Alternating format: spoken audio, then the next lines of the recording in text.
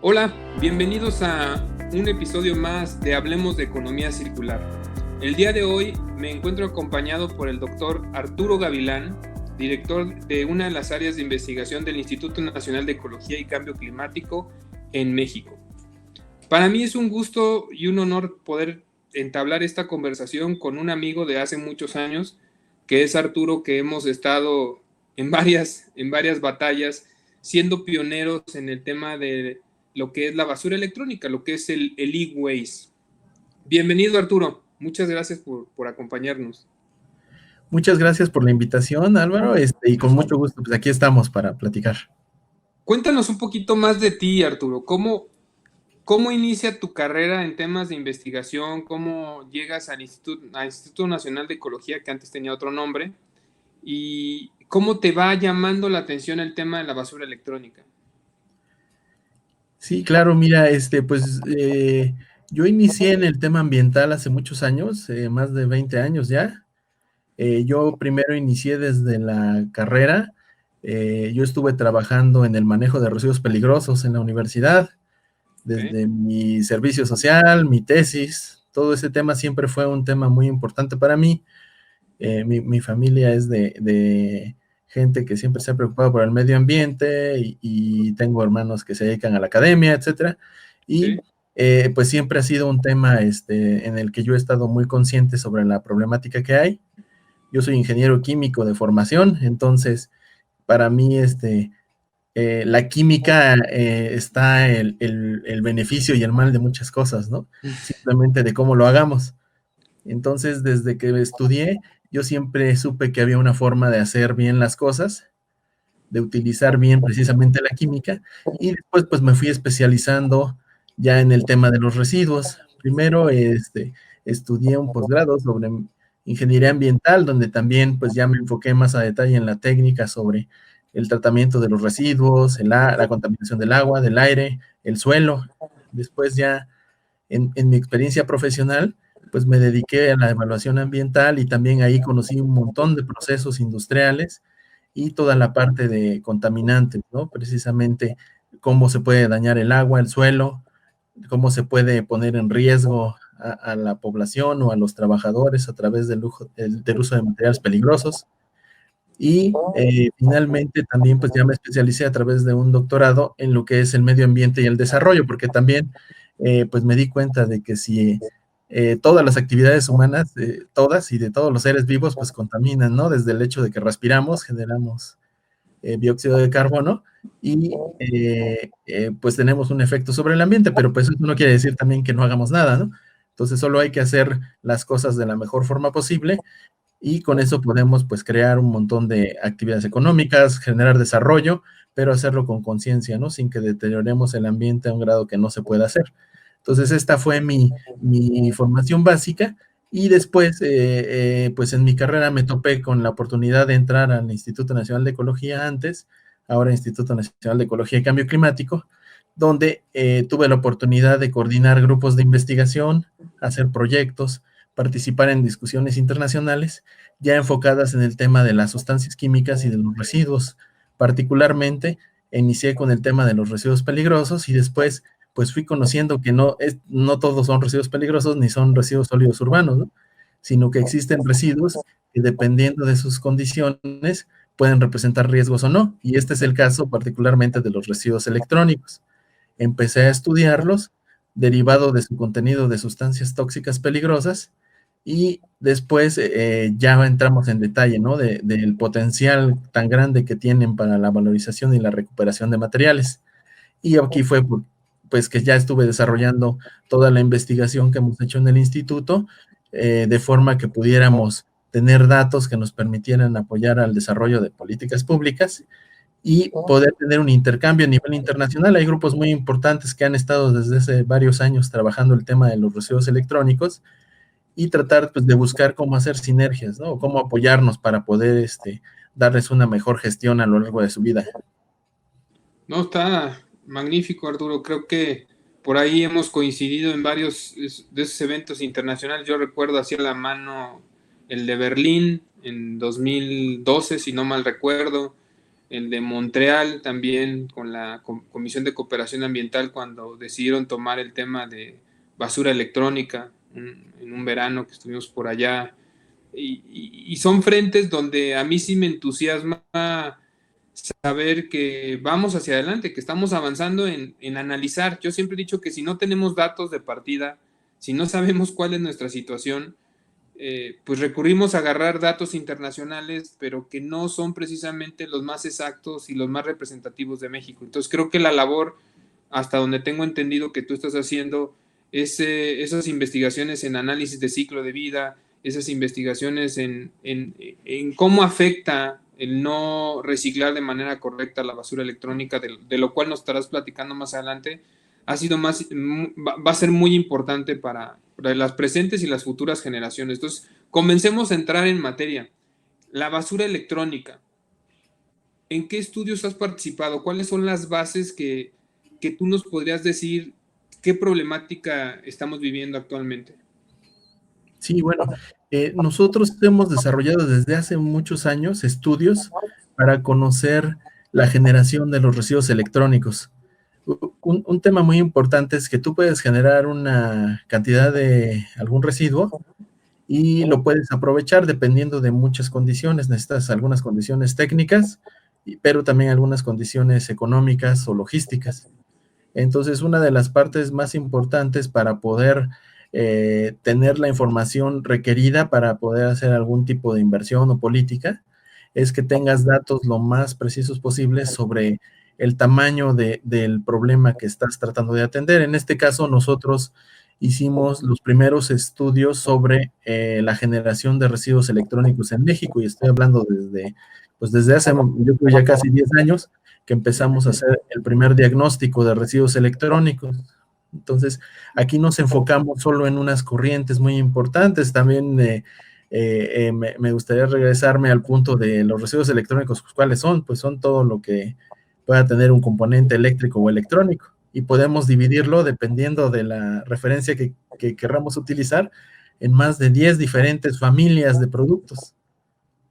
Nosotros en nuestro primer diagnóstico nos fuimos muy específicamente en lo que era el equipo de cómputo, el de telefonía, tanto fija como celular, y las aplicaciones de audio y video, básicamente. Pero pues ese podría ser solo una familia de las muchas otras que se han establecido a nivel internacional.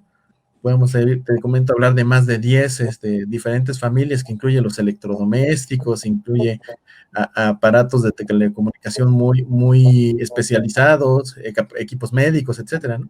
Okay. Pero bueno, en este primer diagnóstico nosotros solo agarramos esas corrientes y cuantificamos cuánto estaríamos generando por la parte domiciliaria. Sabíamos que hay una generación industrial, pero esa generación industrial consideramos que en ese momento ya estaba encaminada hacia un manejo al final de su vida útil, que está ya regulada por las leyes ambientales que había, pero un terreno completamente inexplorado era la parte de la generación en el ciudadano, lo que generamos en todas nuestras casas, y que pues no es un producto industrial, sino es un residuo que normalmente pues se iba con la corriente de los residuos sólidos urbanos, o lo que conocemos como la basura común también. Entonces, nuestro primer estudio buscó eso, tratar de generar un número de cuántos residuos estábamos generando a nivel país. Aquí primero establecimos una metodología, la cual fuimos puliendo en el tiempo, fuimos haciendo varios diagnósticos, nos dimos cuenta que no era tan fácil como tomar datos de reportes ya nacionales, ya sea de las aduanas o de alguna otra fuente, o del INEGI, etcétera, sino que teníamos que trabajar con múltiples fuentes, múltiples dimensiones y con trabajo específico de campo. Entonces, después de este diagnóstico nacional, que estableció en ese momento 300,000 toneladas aproximadamente anuales de residuos electrónicos para esas corrientes, nos fuimos a hacer diagnósticos ya en zonas específicas, donde estaban los principales centros económicos y de consumo en el país, que eran pues básicamente la zona centro, donde está la Ciudad de México, y la zona metropolitana, la zona del Bajío, y la zona occidente, donde está Guadalajara también, obviamente la zona norte, dividida en dos partes por su tamaño, pero una parte, la noreste y otra región, la noroeste, que incluía pues todo desde Monterrey hasta Tijuana, básicamente. Claro. Entonces con eso fuimos afinando la información y generando mayores datos.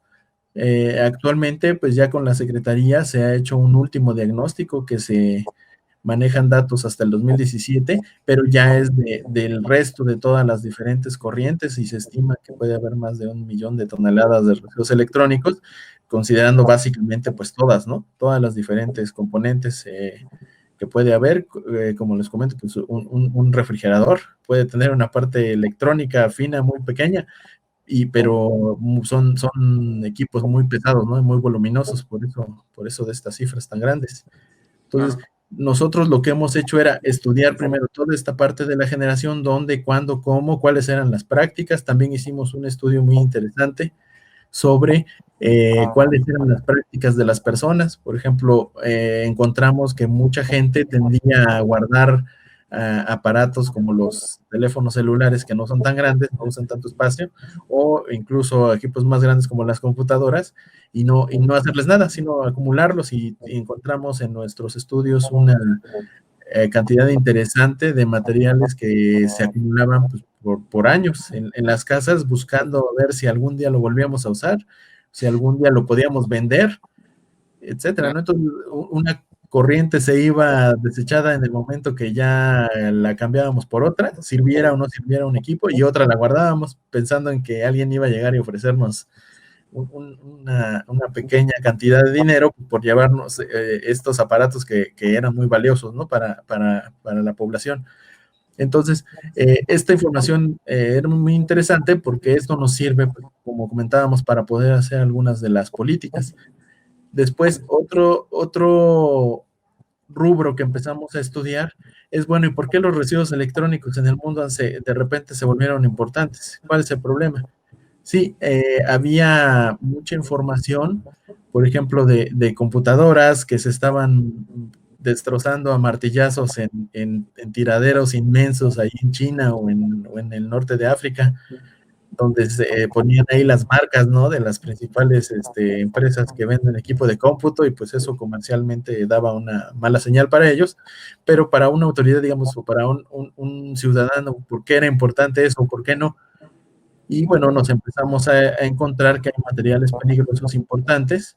Un equipo electrónico pues puede tener metales, entre ellos metales que pueden ser muy peligrosos, como el plomo, como el cromo, mercurio, incluso en las aleaciones, en las soldaduras, y otros elementos, otros compuestos muy peligrosos que no son metales, como los famosos retardantes de flama bromados, que muchos de ellos están prohibidos en convenios internacionales, pero que le dan una resistencia mayor a los plásticos que se calientan, ¿no? Que manejan temperatura y que están pues en muchos de los aparatos electrónicos. Entonces, también encontramos que si yo saco cables recuperados de un equipo electrónico, tienen mucho cobre, que es un material muy valioso, pero este cobre que es muy valioso está recubierto normalmente de este tipo de plásticos. Entonces, si yo lo meto en una máquina especializada para quitarle el plástico, pues me va a salir más caro que si solo lo junto en el patio y le echo gasolina y lo prendo. Entonces el plástico todo se va a fundir, se va a ir al aire y se va a ir a contaminar a otro lado, pero yo recupero mi cobre. Entonces ahí vimos que muchas de estas sustancias de alta peligrosidad pueden estarse liberando a través de un proceso de reciclaje mal hecho. Ok. Y entonces esto es parte de lo que han cubierto muchas de nuestras investigaciones, y como te comenté, nosotros damos información para los convenios internacionales que ha firmado México en términos de sustancias químicas, y estos retardantes de flama bromados pues son una de las sustancias que desde hace años se ha tratado de prohibir a través de los convenios internacionales, que muchas veces no nos damos cuenta, porque pues yo importo una computadora, importo un refrigerador, importo un aparato, pero pues no sé cómo lo hicieron y qué tipo de componentes tenga dentro, ¿no? Entonces, esto es parte de la investigación que hemos estado realizando nosotros. Pues muy interesante, Arturo, porque creo que hacía falta esta conversación con alguien que tenga esa parte técnica, ¿no? Esa esa experiencia y esa solidez en lo que se ha tratado de mostrar. Como lo que decías, voy a tratar de resumir un poco. Uno es, ¿qué genera México? ¿Qué tipo de corrientes o qué tipo de materiales? ¿No? Puede ser electrodomésticos, línea blanca, puede ser, le llaman equipos grises o temas de cómputo de oficina. Entonces van haciendo diferentes categorías. México genera de todas, ¿no? De todas estamos generando. Segundo, el tema de entender un poquito la dinámica desde el punto de vista del consumidor. ¿Por qué cuando se te descompone tu refrigerador sí lo quieres desechar luego? Ah, pues por un tema de espacio, o sea, está muy obvio, pero cuando se te descompone una impresora pequeña o un celular o dejas de usarlo, pues es más fácil guardarlo en un closet, en un cajón, y entonces ahí está otra de las conclusiones, porque en México, y a lo mejor no nada más en México, en muchas partes del mundo, se dice y se estima que, no sé, en datos entre aproximados de más del 50% de los electrónicos que llegamos a usar siguen guardados en nuestras casas, siguen guardados en nuestras oficinas, pero eso cada vez se va reduciendo porque el aumento del consumo de los electrónicos es mayor, la frecuencia de cambio de los electrónicos es mayor. Entonces la obsolescencia de los equipos para venderlos también es mayor. O sea, ya un equipo que tú guardaste un celular de hace un año, hace 2 años, si tú lo quieres sacar y vendérselo a alguien va a ser muy complicado. Entonces creo que eso va cambiando. Además, cada vez las casas son más pequeñas. Entonces la gente ya no tiene ese cuartito que a lo mejor tenían nuestros abuelos donde guardaban tiliches, ¿no? Hoy día la gente en las grandes ciudades vive en departamentos, es más complicado poder almacenar todo eso. Y si a esto le agregamos, que lo platicábamos hace unos momentos, el tema de la pandemia que estamos viviendo, que ha aumentado el consumo de los electrónicos, y lo hemos platicado en varias ocasiones, alguien que tenía su computadora de oficina, pero ahora está haciendo home office, necesita otra computadora. Y a lo mejor la computadora que tenía en su casa ya es muy lenta, tiene que renovar ese equipo. Pero resulta que si tienes hijos, también tus hijos, yo en mi caso tengo 2 hijos y los dos se tienen que conectar. Mi hija se tiene que conectar de 8 a 2:30, mi hijo se tiene que conectar de 8 a 1 de la tarde. Entonces cada uno requiere un equipo. Entonces si nada más teníamos una computadora en casa, pues ahora resulta que hay que tener 2 equipos más el equipo del que trabaja, o si mi esposa trabaja y necesita también conectarse por temas de trabajo. Entonces, sin querer, sin hacerlo como algo de que así fue planeado, el aumento de los electrónicos en este año no tenemos números, pero sí se estima que ha habido un incremento en la compra de equipos, ¿no? Hay muchas marcas nuevas, muchas marcas que entraron a México y a otros países, y como ahora el tema de venta es tan pulverizado, o sea, no, antes decíamos, no, pues es tal tienda la que vende, entonces si tú sacas los números de esa tienda, pero hoy día hay tanta tienda en línea donde se pueden conseguir de diferentes, desde en tiendas chinas que puedes vender o comprar a través de tienda en línea, o empresas americanas o canadienses. Entonces se está volviendo bien complicado, ¿no? Poder tener esas mediciones correctas, pero de que ha habido un aumento este año considerable es muy importante. La otra parte de lo que nos platicas, y me gustaría resumirlo, es los daños que ocasiona. Porque así como la gente compró este año y se hizo de equipos, es dónde va a terminar o dónde están terminando las cosas que la gente ya no quiere, ya no usa o ya no funcionan, ¿no? Porque la refacción resulta que ya no la consigues, porque los fabricantes no comparten esa información, no comparten, por ejemplo, esto, los retardantes a la flama, ¿no? Porque uno tendría también el derecho, fabricantes que en su momento, no sé si sigan, televisiones que tenían mercurio en sus aleaciones, cuando en otros países ya no está permitido. Entonces resulta que en sus líneas de ensamble hay la que tiene mercurio y la que no tiene mercurio.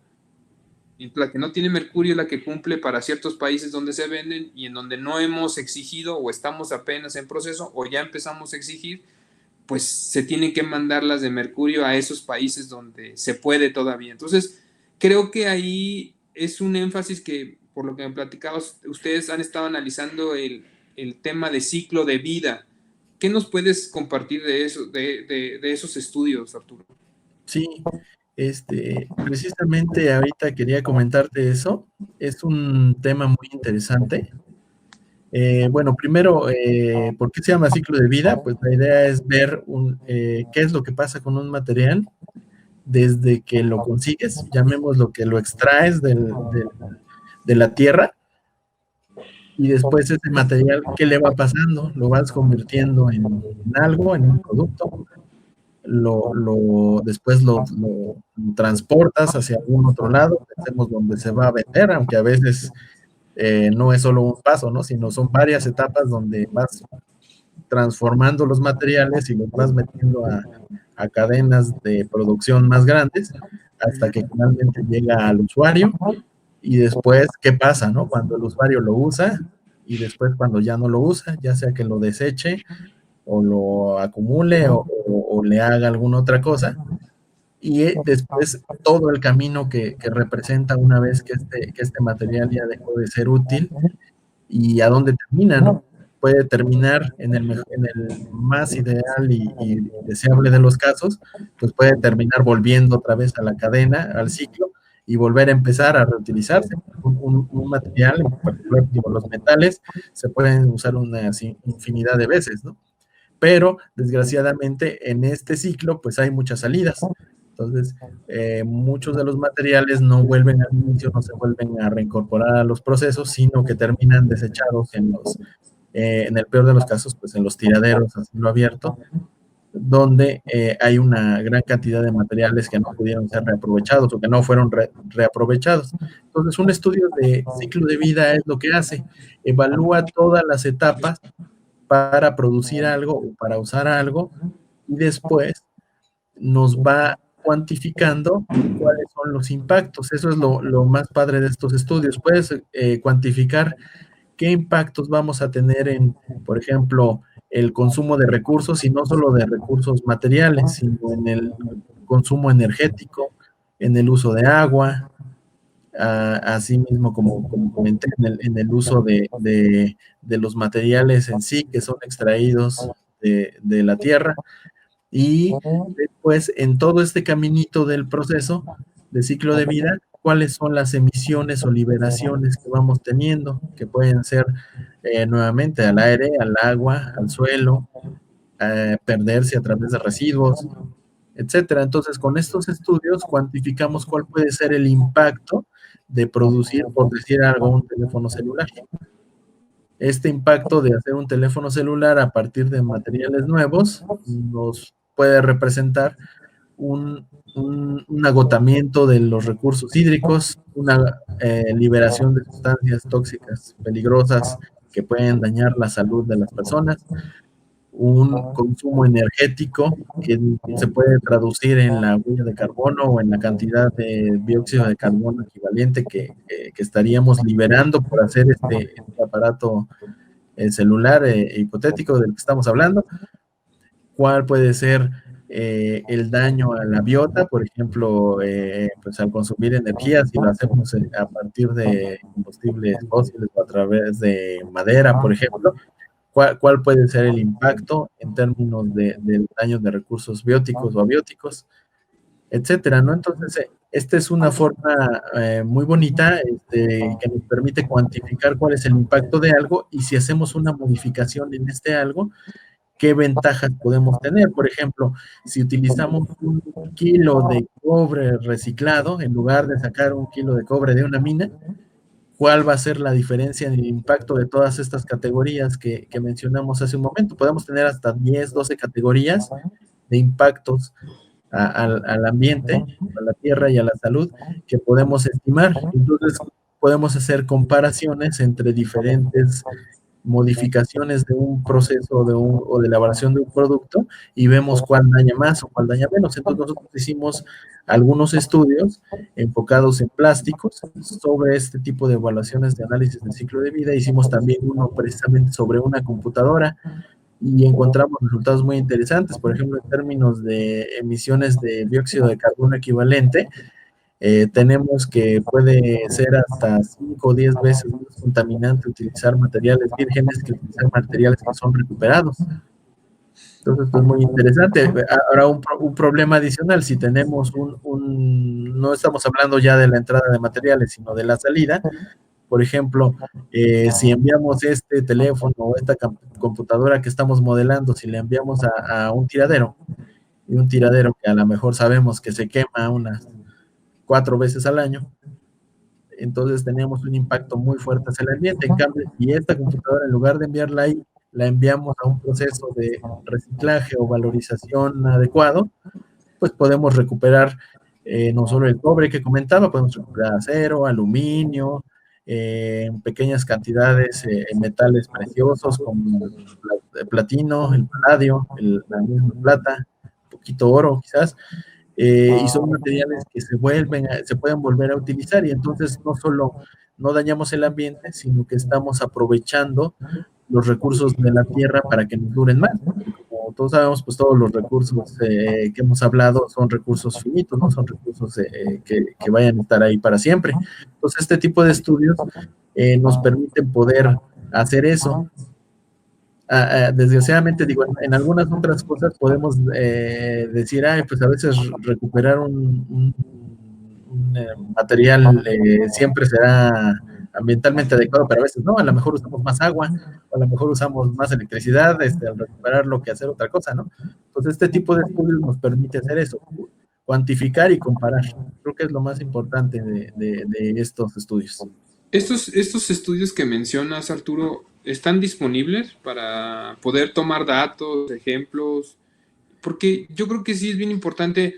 Me he topado con la experiencia de querer crear esta cultura en las personas, de que sepan, ¿no? O sea, yo tengo aquí el celular en mi mano, ¿no? Y este celular, entre el plástico, ¿no? Que se utilizó petróleo, para hacer el vidrio se utilizan ciertos metales que se tienen que extraer, la tarjeta electrónica.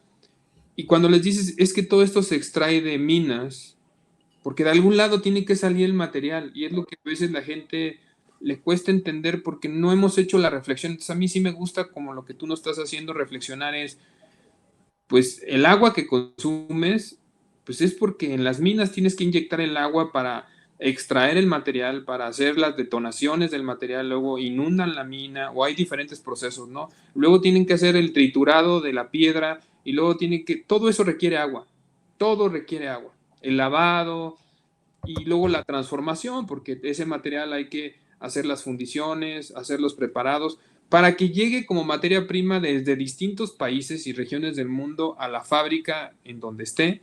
Entonces esa fábrica ya tiene la materia prima, va a ensamblar, y entonces ya una vez ensamblado, testea, se manda otra vez logística a entregar a las tiendas donde se va a vender, y luego ya llega a las casas donde cada usuario le dará un uso de 12 meses en caso de un celular, o 18 meses, o 24 meses.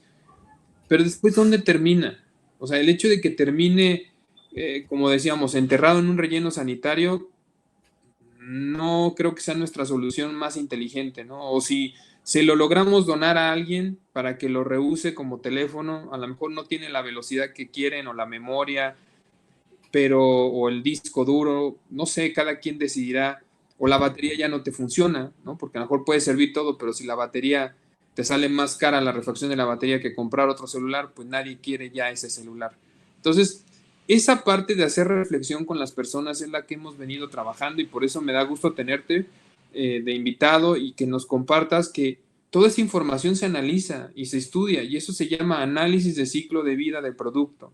Y entonces el producto, lo que estamos buscando es cómo, se puede decir, no les vamos a enseñar, sino cómo exigir un poquito más a las marcas, como consumidores que somos, de que sus productos sean repensados de una manera distinta. Y ahí entra el tema, obviamente, que nos concierne, ¿no? Hablemos de economía circular. La economía circular es la herramienta, es una de las tantas herramientas que nos ayudan para mitigar el cambio climático, que es el otro tema que estamos platicando. O sea, imaginemos que, no sé, se venden 1 millón de celulares, por decir algo así. La cantidad material, de materia prima que se utilizó, la cantidad de agua, de energía alrededor de ese 1 millón de celulares, que cada año se están cambiando, o cada 18 meses, es inmenso. Y que todo eso, al ser dispuesto de una manera no correcta, y llámese que puede ser haberlo agarrado porque ya estás como fastidiado, no tienes espacio, y dices, lo voy a mandar al bote de la basura. Oye, pero es que los camiones, en teoría municipales de recolección de basura, no deberían recolectar este material, pero es muy complicado, ¿no? Porque si son piezas pequeñas, en una bolsa de basura terminan rasuradoras, alaciadoras, no, secadoras de cabello, celulares, cables, cargadores, baterías. Entonces, sí está terminando mucho de esto en lugares, ¿no? Ojalá en muchas ciudades se tengan rellenos sanitarios, si bien nos va, pero todavía hay muchas ciudades en muchas partes del mundo que siguen teniendo tiraderos a cielo abierto. Entonces, tanto el relleno sanitario como el tiradero a cielo abierto nos generan emisiones, que es esa parte me gustaría que nos platicaras. Yo lo digo de una manera muy, muy burda, ¿no?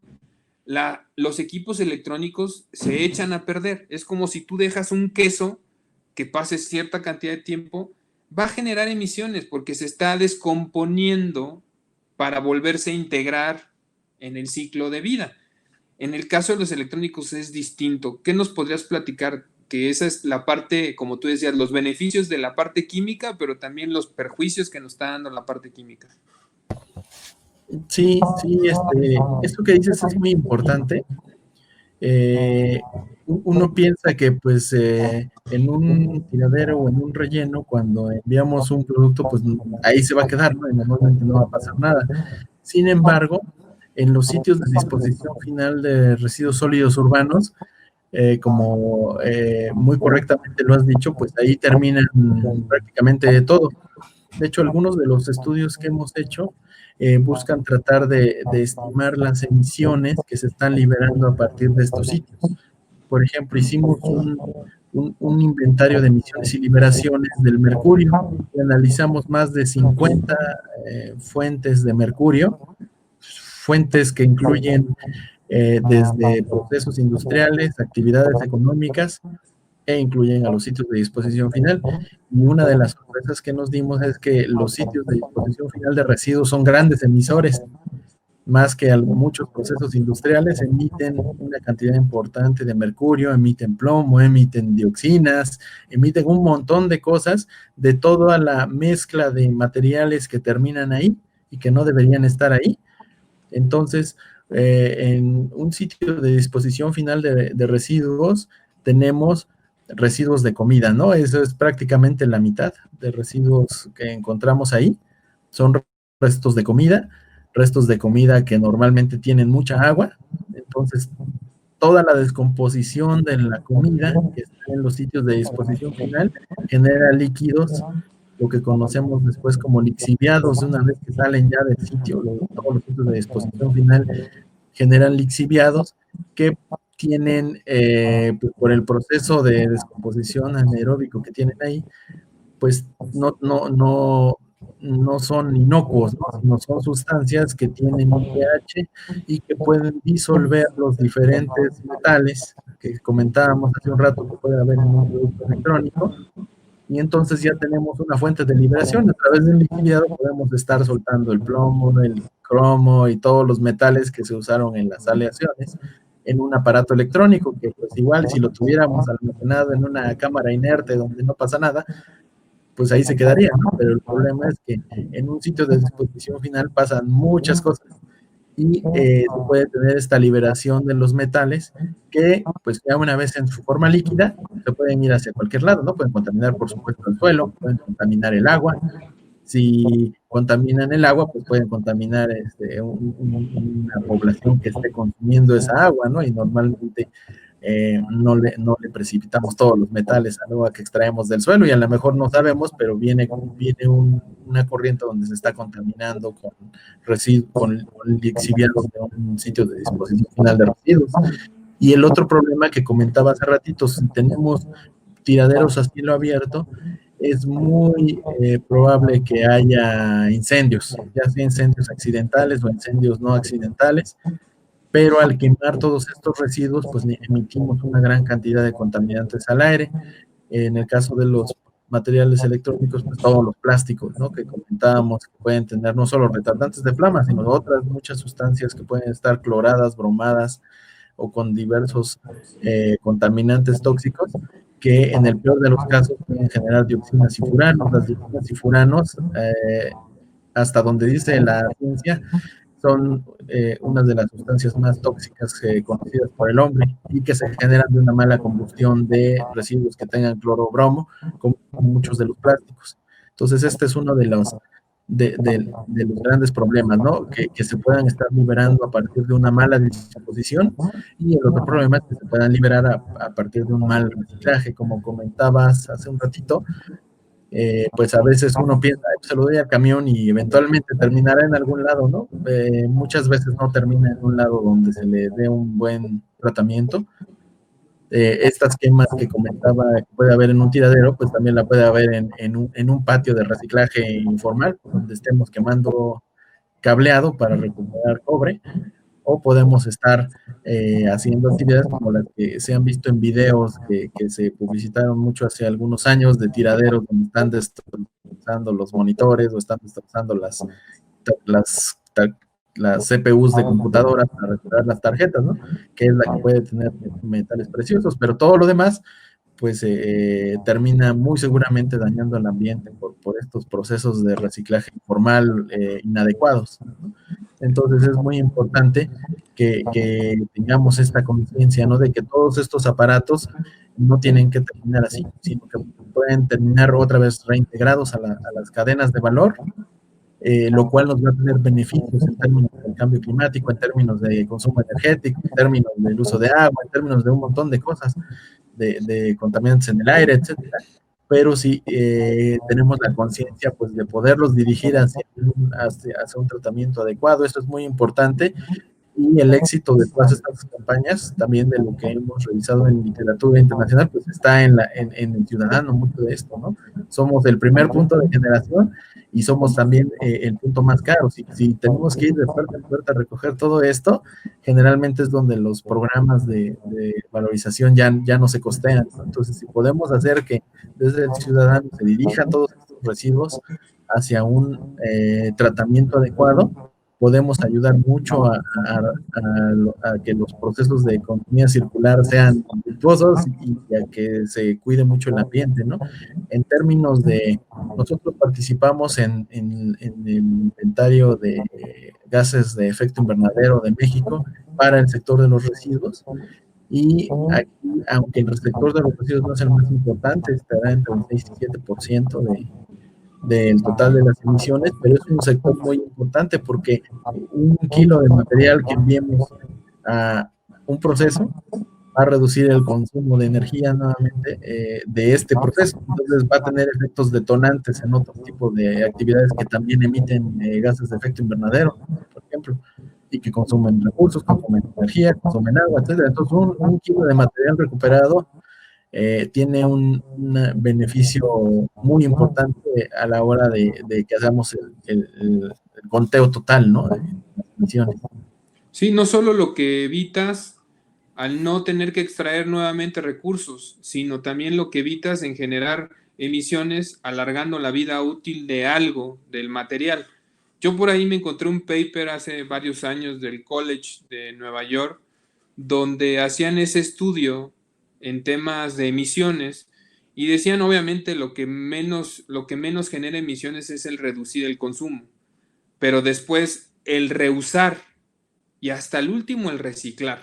O sea, se prioriza el tema del reuso y por ahí vienen tendencias muy fuertes desde Europa, donde ya están abriéndose esos tallercitos otra vez de reparar cosas, donde se le está haciendo política pública para exigir a las marcas que compartan información de qué material está hecho, de que fabrique refacciones a precios accesibles y que dure cierta cantidad de años esas refacciones disponibles para que la gente las pueda comprar a precios accesibles. Entonces, creo que viene algo que venimos tú y yo, personas relacionadas en estos temas, luchando desde hace años, que en México lo teníamos. O sea, en México teníamos muchos centros de reparación de electrónicos, pero obviamente cuando no hay refacciones o cuando las refacciones son caras, pues, o cuando el equipo te sale más barato comprarlo nuevo que mandarlo a arreglar, pues todos estos negocios fueron cerrando poco a poco. Ahorita se conservan muy poquitos, pero creo que vamos a necesitar esa es una buena forma de volver a generar empleo, de generar derrama económica y al final tener un impacto ambiental positivo. Entonces, yo coincido contigo, la célula, le vamos a llamar así, la célula madre de la contaminación somos nosotros. Cada quien desde su casa está generando una huella de todo lo que compra y todo lo que desecha, ¿no? Siempre hemos dicho, así como compro electrónicos, sé que va a salir electrónicos de mi casa. Es qué voy a hacer con esos electrónicos. Compro comida, va a salir desechos de comida, de empaques. Compro ropa, va a salir ropa. Entonces, la política pública va a tardar, ¿no? Porque tienen que hacerse muchas cosas de manera simultánea, evaluar todos los efectos. Por eso nosotros hemos enfocado gran parte de los esfuerzos en trabajar con la ciudadanía, trabajar con el consumidor final, tratar de crear esa cultura de conciencia, de toma de conciencia como primer punto, pero también es actuar, ¿no? Entonces, desde hace muchos años, y tú lo sabes, propusimos desde eventos de acopio llamados reciclones, con los cuales tuvimos la fortuna de recorrer todo el país, todos los estados, muchas ciudades, pero nos dimos cuenta que no era suficiente, ¿no? No era suficiente ir cada 6 meses o cada año, no sé, a Hermosillo a hacer un evento de acopio en un centro comercial, porque la gente decía, es que todo el año genero basura electrónica, no nada más, no puedo guardarte hasta que tú regreses, porque ahí empieza el tema de la informalidad, ¿no? Gente que empieza a hacerse de esas cosas y las quema en lugares clandestinos y eso genera emisiones y en lugar de ayudar nos genera más problemas, porque yo siempre he dicho, si se sigue promoviendo ese tema, al final el gobierno tiene que invertir a veces grandes cantidades de dinero en saneamiento de ríos, de tierras, el tema del aire, que cada vez tenemos también complicada esa situación. Entonces, me tocó ir a muchas ciudades y darme cuenta cómo había lotes o baldíos o terrenos llenos de electrónicos y al lado pasaba un río o había un lago o una laguna. Y entonces ese tema de los lixiviados, porque yo siempre digo, la contaminación de un electrónico no es como la mancha de una gota de aceite de un coche. La ves, tú estás viendo la mancha. En el caso de los electrónicos, pues son cosas que no se perciben, no tienen un olor característico tal cual, pero sí se van adhiriendo o se van penetrando en nuestro cuerpo, ¿no? En nuestra sangre y eso lleva a contaminar también nuestros órganos, porque esa contaminación se nos queda, no es algo que podamos eliminar. Entonces, nosotros estamos haciendo esos ejercicios y por eso para nosotros era muy importante escuchar tu voz, que tú nos dieras la pauta de qué estamos haciendo en México, qué es lo que viene para México. Sé que estamos activos en esa situación, pero vuelvo, el ciudadano, el que compra un electrónico, es al que hay que tratar de mentalizarlo o concientizarlo de que en su próxima compra evalúe bien qué está comprando, ¿no? Si hay refacciones disponibles, si la información del fabricante está a la mano. Yo pongo un ejemplo, ¿no? De bocinas de Bluetooth, por ejemplo, aquí tengo una bocina de Bluetooth, no voy a poner la marca, pero son hechas para ser desechables, o sea, es la realidad, vienen selladas, no hay tornillos, se te amuela la batería, pues ya es basura, ¿no? No hay un teléfono donde digan, aquí lo puedes llevar. Entonces, si yo veo el análisis de ciclo de vida y veo qué materiales tiene esto, pues muchos materiales se podrían reusar. A lo mejor no para una bocina, pero para otras cosas. Y evitamos el reciclaje. Oye, ya no se puede reusar ningún componente. Ahora sí, su camino es reciclaje. Pero todo tiene que venir desde el acopio. Si no tenemos un acopio desde casa, entonces aquí este año, y yo te comparto, nos hemos enfrentado a un año atípico en todos los sentidos, como ya todo lo hemos platicado. Ok, la gente dice, estoy consciente, esto genera emisiones, estoy consciente porque si se lo doy al Señor resulta que sí tienes razón. Hemos tenido temas de incendios en algunos lotes baldíos y hemos tenido problemas en las inundaciones porque también mucho de lo que no se tira en lugares correctos pues resulta que termina tapando los drenes y las coladeras y luego nos quejamos, ¿no? Ya nos volvemos a inundar o ya se incendió tal lugar y eso nos trae un chorro de contaminación y aparte hay que gastar un chorro de agua para apagar el incendio en ciudades como en Querétaro que no tenemos agua suficiente, pues no nos podemos dar esos lujos de que esto se genere. Entonces, ¿qué hemos hecho? Tratar de unir al tema de gobierno, al tema de la ciudadanía, a algunas empresas que ya en otros países lo están haciendo, pero que aquí en México necesitamos un poquito como consumidor otra vez en ese poder que tienes de compra y decidir, esto sí lo compro porque sé que esta marca está tratando de hacer las cosas distintas. No sé, vienen marcas de celulares como Fairphone, una marca danesa, otra marca que es Shift Phones, que son una marca alemana, que están cuidando que tu teléfono sea totalmente circular. Y no digo de la forma del teléfono, sino desde realmente cuidar de dónde extraen las materias primas, dónde transforman esas materias primas, que no haya explotación infantil, que no haya ese tema a través del blockchain, verificar, ¿no? Que si el metal que utilizan, de dónde fue extraído y poder verificarlo sin que haya ese tema de corrupción, ¿no? Para engañar. El hecho de que tu teléfono también lo puedas actualizar y decir, yo sí tengo baterías disponibles y tú mismo se la puedes cambiar. Le quieres cambiar la cámara, te puedo vender otra cámara y tú mismo le puedes cambiar la cámara. ¿Quieres incrementar la memoria? ¿Quieres incrementar el almacenamiento? O sea, ya vienen esas corrientes y eso es lo que me entusiasma a seguir luchando y trabajando, y me imagino que a ti también desde la parte de investigación, ver que mucho de lo que hemos hablado, esto de repente va a venir un efecto exponencial, un efecto dominó, donde las marcas van a tener que voltear hacia allá y van a tener que empezar a sacar eso. Es como ahorita los coches eléctricos. Todas las marcas ya empezaron a sacar sus coches eléctricos. Todos tenían sus guardaditos, todos ya declararon que para el 2025, otros para el 2030, ya toda su línea de producto va a ser eléctrica. Llámese camionetas, camiones, coches. Ya está pasando. Creo que lo mismo va a pasar en los electrónicos. Y eso nos tiene que ayudar porque la tasa de crecimiento de los electrónicos da miedo. O sea, da miedo el crecimiento que se está teniendo y la mala disposición. Aún en países primermundistas, creo que falta mucho. Entonces, a donde quiero llegar es entender y poderle explicar al consumidor que sea más consciente, sobre todo en esta época en la que estamos platicando. Se acerca Navidad, se acercan los Reyes Magos, ¿no? La gente, nuestros hijos reciben regalos, hay intercambios, todo es felicidad. Muchos de esos regalos puedo revisar y puedo postar listas de niños que le están pidiendo a Santa Claus el nuevo videojuego tal, la nueva iPad, el nuevo iPod, mucho, o sea, creo, me atrevería a decir que a lo mejor de niños de, no sé, de 7, 8 años a 13 años, lo que dice su carta de Navidad o de Reyes son equipos electrónicos. Así, tal cual. A ellos hay que empezar a concientizar nosotros como papás, porque por ahí veía una estadística que un niño de 13 años de vida ya generó la misma cantidad de electrónicos en esos 13 años que un señor que ya tiene 80 años. O sea, el señor en 80 años generó no sé cuántos celulares usó y televisión y lo que sea. Pero un niño en 13 años ya generó lo mismo. Es impresionante. Y cada vez van a hacer más cosas porque nuestras casas se van a conectar. Ya hay el refrigerador que se conecta, el coche que llegas a tu casa y se conecta al wifi de tu casa, ¿no? Como el Tesla que se actualiza a través de tu propia red, no tienes que ir a una agencia, o sea, todo va a ser electrónico.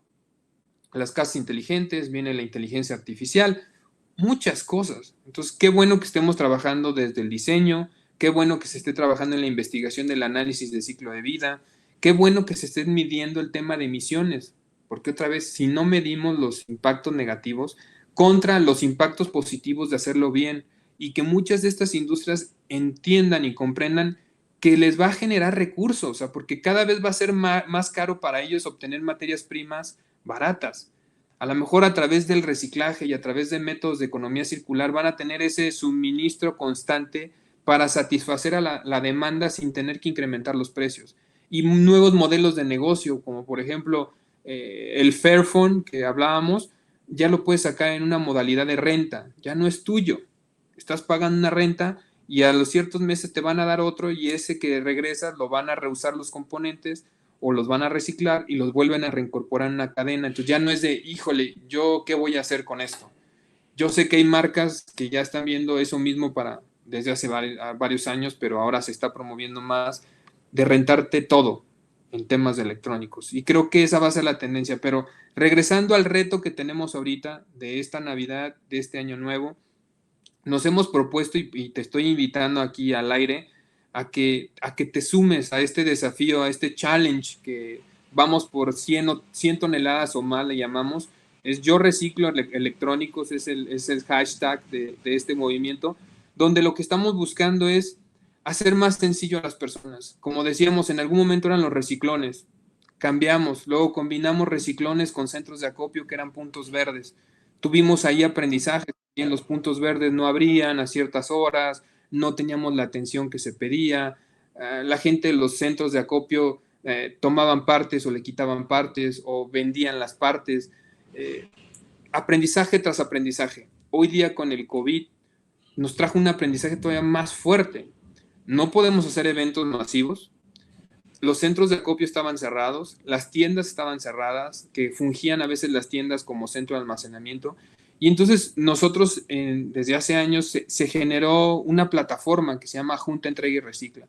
Y esa plataforma, desde la comodidad de la casa, de la oficina, de la gente, fue analizar por qué la plataforma. No es así de que, hoy se nos ocurrió cambiar a esto.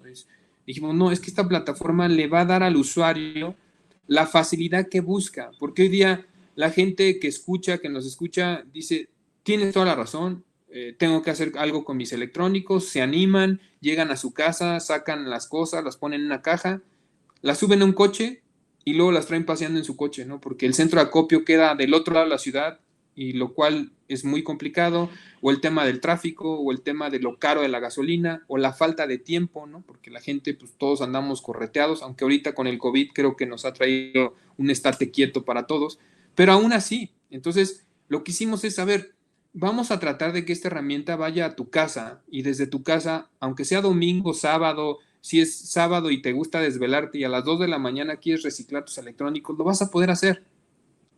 ¿Dónde nos topamos? Nos hemos topado de que obviamente al ser un servicio, pues la gente dice, oye, pues ¿cómo que me vas a cobrar por el envío? ¿No? Porque al final no logramos poner sobre la balanza de, bueno, me estoy ahorrando el tiempo de ir, me estoy ahorrando gasolina, el no ir a una zona de riesgo, porque generalmente los centros de acopio están en colonias a lo mejor populares que tienen algún riesgo. No lo logramos visualizar así. Por eso en esta campaña lo que hemos decidido para poder tener ese empuje y lograr que mucho de este material no termine en lotes baldíos o en terrenos clandestinos o en rellenos sanitarios, si bien nos va, es que nosotros podamos absorber ese costo de envío siempre y cuando las personas nominen o inviten a alguien más para que esto se haga viral y entonces sí podamos tener un impacto mayor. Es decir, si Arturo decide formar su cajita, juntar sus cargadores y cosas que tiene en su casa, grabar ese proceso donde él está participando junto con su familia y compartirlo con alguien más e invitar a su hermana o a su cuñado a que se sumen a esta iniciativa, para Arturo no va a tener costo el envío. Entonces irá a un servicio a tu casa, recogerá ese paquetito y ese paquetito va a llegar a un centro de reciclaje donde se busca primordialmente el reuso de piezas, de componentes, y lo que no se puede reusar porque ya no cumplen las características de reuso, se va a procesos de reciclaje, ¿no? Recuperación de metales, de lo que es el plástico, ABS, estirenos, polipros. O sea, sí queremos que la gente esté informada qué sucede, porque creo que a falta de información a veces la gente supone yo te estoy regalando mis electrónicos. Y como antes te decía fuera del aire, nosotros somos una opción más, hay muchas opciones, pero al final el dueño de los electrónicos eres tú como ciudadano.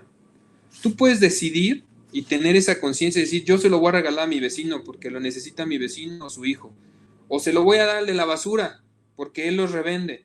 Pero bueno, ¿a quién se los revende? Es lo que habríamos que preguntarnos. ¿Dónde va a terminar? Porque si va a terminar en un lote baldío quemándose para recuperar el cobre del cable, eso cuando mis hijos salgan en bicicleta lo van a respirar, o cuando mis hijos salgan en patines, o en la próxima inundación va a terminar en el drenaje, que luego me estoy quejando por qué se me mete el agua a mi casa. Entonces, creo que esa información es la que nos hace falta, de difundir y difundir y difundir. Y cosas positivas, por ejemplo, aquí tengo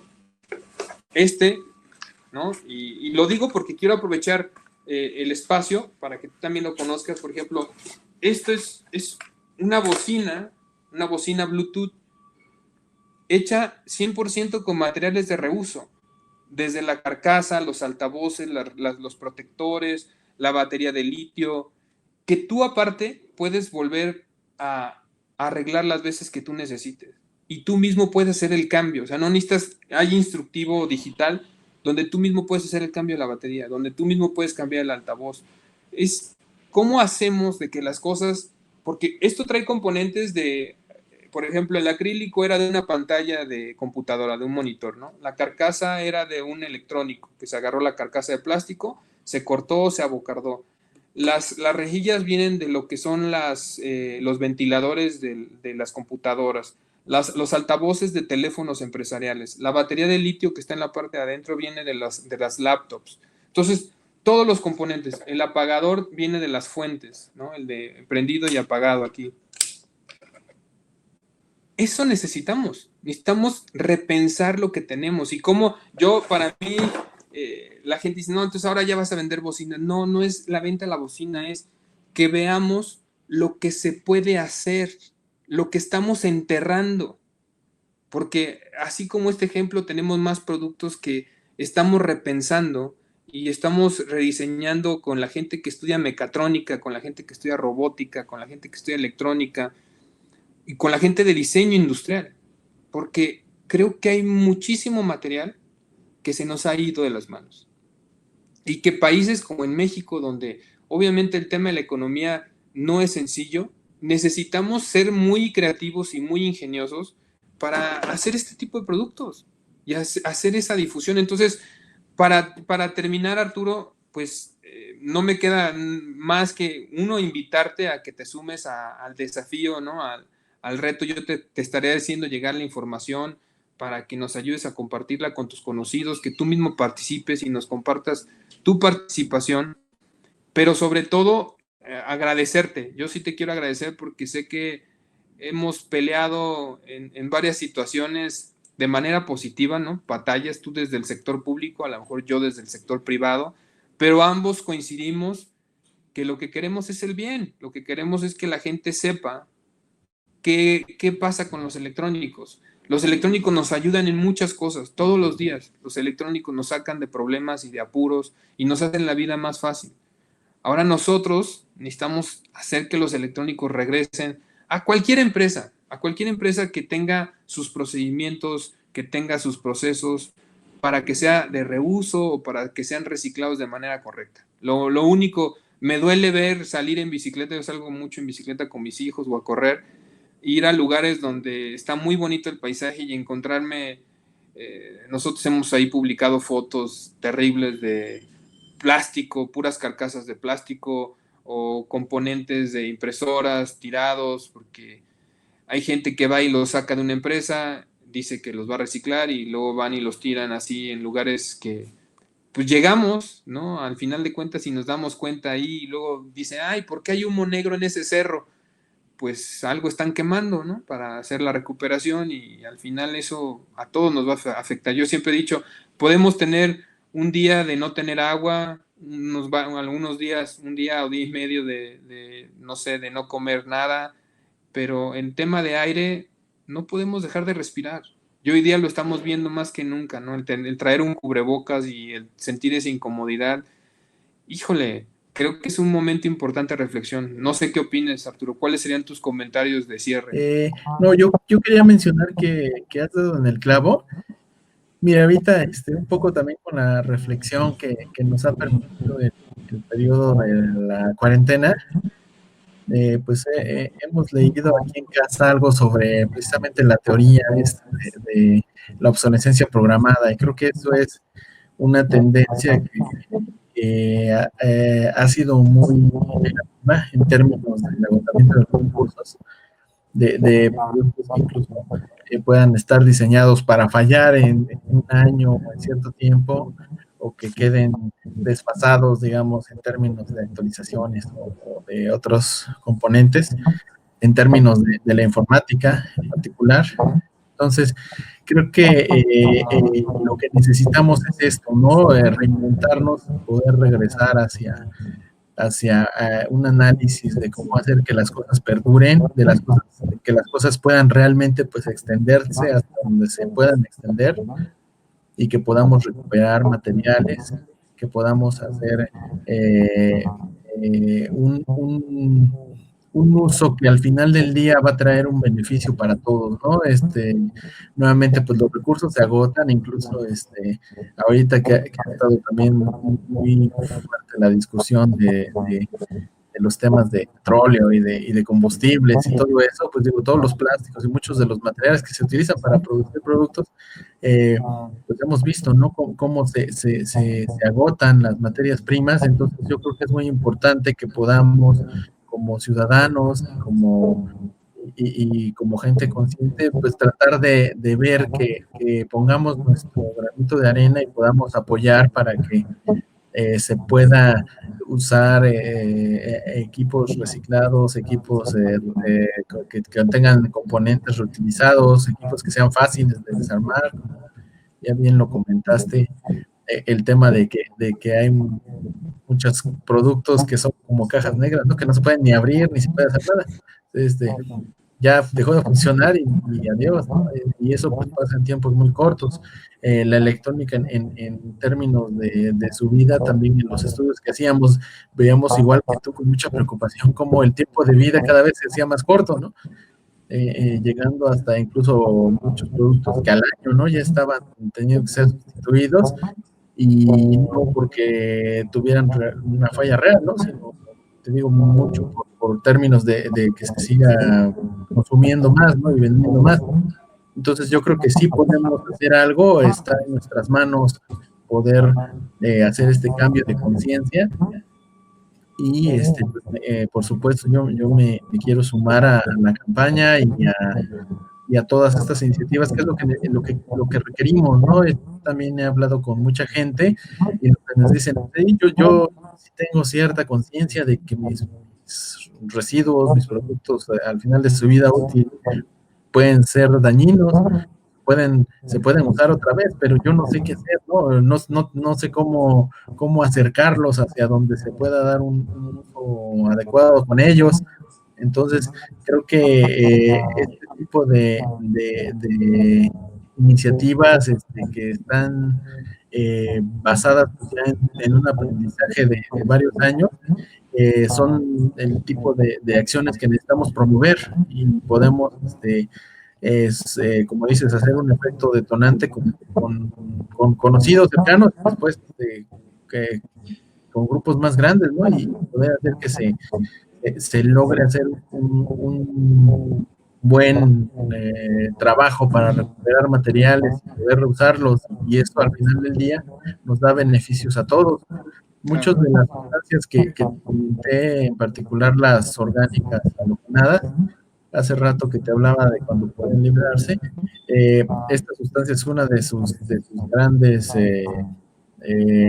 problemáticas que tienen, es que no se quedan ahí, ¿no? Donde la quemaste y la soltaste, sino que son sustancias que se transportan y se transportan tanto que pueden dar la vuelta al mundo, ¿no? Entonces, muchas de estas sustancias las encontramos en lugares donde no hay poblaciones humanas, ¿no? En el Ártico y en el Antártico, en los animales que viven ahí, ya están cargados de sustancias que vienen de los plásticos.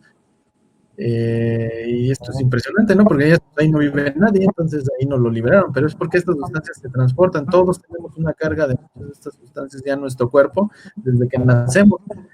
Entonces, lo que podamos hacer que esté encaminado a reducir la carga ambiental, la carga del planeta de estas sustancias en el aire, en el agua, en el suelo, va a ser a final de cuentas un beneficio para nosotros mismos, así no esté en el interior de mi casa, nos vamos a ver beneficiados, ¿no? Entonces yo creo que este es el tipo de conciencia que hay que formar y estamos muy contentos de que pueda hacerse este tipo de trabajo, ¿no? Entonces, cuenta conmigo para sumarnos y para empezar. Pues muchas gracias, Arturo, muchas gracias por acompañarnos, por compartirnos todos sus estudios, estas investigaciones en las que han colaborado. Y pues no me queda más que comentar que en el transcurso de la semana previo al lanzamiento de este episodio, haremos tú y yo equipo para compartir información fresca, información que tenga disponible la gente y se dé cuenta de qué sucede con los electrónicos, más allá de nuestra conversación, darles datos complementarios, que eso creo que es una parte que todavía va a hacer ese disparador. Se necesita ese disparador que la gente diga, oye, lo tengo que hacer. Y afortunadamente me encuentro cada vez más personas así. O sea, hace muchos años que tú y yo sabemos que andamos en estos temas y antes encontraba mucha apatía. Mucha gente que me decía, ¿qué es la basura electrónica? No, yo no tengo. Y entonces hoy día la gente dice, sí tengo, sí estoy generando, pero no encuentro dónde, ni cómo hacerle, o no está sencillo. Entonces, si me haces hacer algo que no está sencillo, no lo voy a hacer. Necesito hacer algo muy práctico. Y ahorita el tope que nos hemos que nos hemos afrontado es, pues es que me cuesta, y hoy día mi economía no está bien, o me quedé sin trabajo, o tengo medio salario, o cuestiones así. Entonces, también nosotros nos estamos poniendo las formas de ser creativos y ser innovadores, porque en el tema empresarial, por política las empresas están cambiando, pero en el tema ciudadano nos está faltando todavía mayor empuje. Creo que las empresas, muchas empresas que atendemos, ya lo traen desde sus headquarters internacionales, esa instrucción de verificar qué hacer con sus electrónicos, a quién le mandan sus electrónicos, a venirnos a auditar, venirnos a certificar. Pero en el tema de ciudadanía creo que ahí todavía no estamos, nos falta más participación y más acción, y eso es lo que queremos enfocar. Entonces, muchísimas gracias, te mando un abrazo acá desde Querétaro y pues enhorabuena, sigamos en contacto avanzando en este tema. Muchísimas gracias y un abrazo.